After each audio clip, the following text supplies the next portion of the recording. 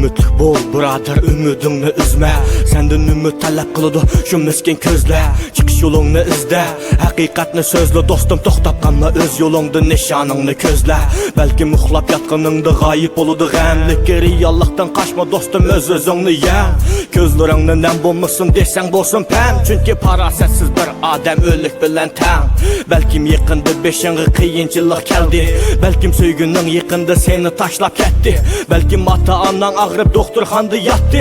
Belkim yaqin dostun seni düşmanga satdı.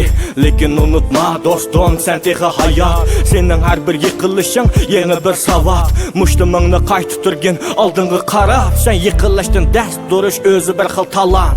Ümidingni üzme dostum, bu kunlar bak uzun. Bir qiyinchilikni deb kuch quvvating yo'qmisin. Her işte bir hikmat, ko'ngling to'q bo'lsin. To'xtama tez yugurgan qalbing kuchga to'lsin.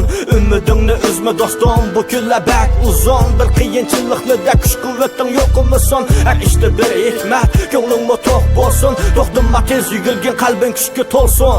Ey dostum, balkim o'ylaydigansan, gohida yolg'iz uyda yig'laydigansan. Hayatning sınaqlari qiynaydi seni, shunga gohida o'lishnimi o'ylaydigansan. Qiyinchilikning hammasi o'tib ketgili kelgan. Jismingdagi kuch-quvvatni dadang sanga bergan. Umidli bo'l, o'rningdan tur, chidamliq bo'l, yugurgin oldingda yo'l. Aldı bilan o'zingga yuz kelalishing, ko'zlaringdan aqqan yoshga ega bo'la olishing. Turmushning besimlariga chiday olishing kerakkan. Hamini bir kuni sen mükülese qatmasın beshing.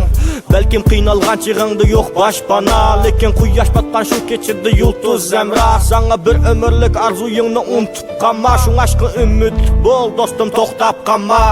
Ümidingni üzme dostum, bu kunlar bak uzun. Bir qiyinchilikni deb kuch quvvating yo'qmisin. Her işte bir hikmat, ko'ngling to'q bo'lsin. To'xtama tez yugurgan qalbing kuchga to'lsin.